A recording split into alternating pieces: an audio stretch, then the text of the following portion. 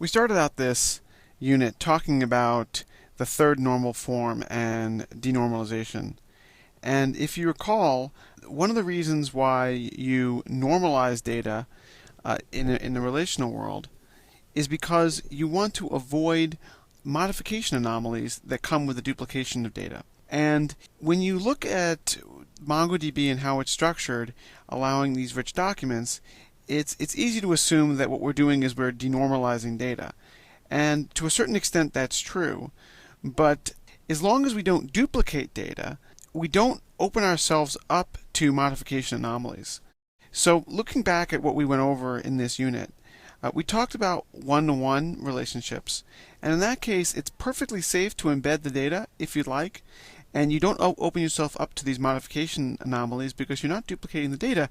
You're basically just taking something that would normally be in a separate table and you're folding it into another table.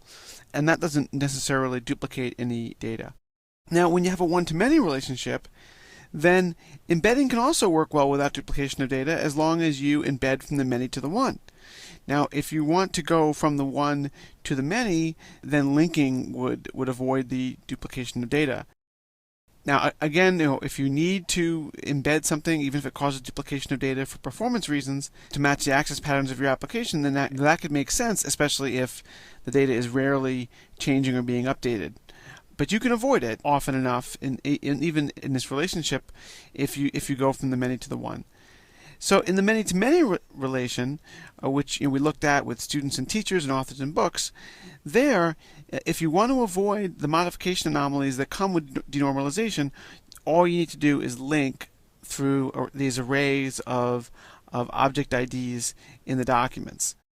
And if you need to, for performance reasons or for other reasons matching some type of query you have to do for your application, then you can embed data, but do realize that you might be duplicating some data, and it's up to you as an application programmer to keep it all up to date.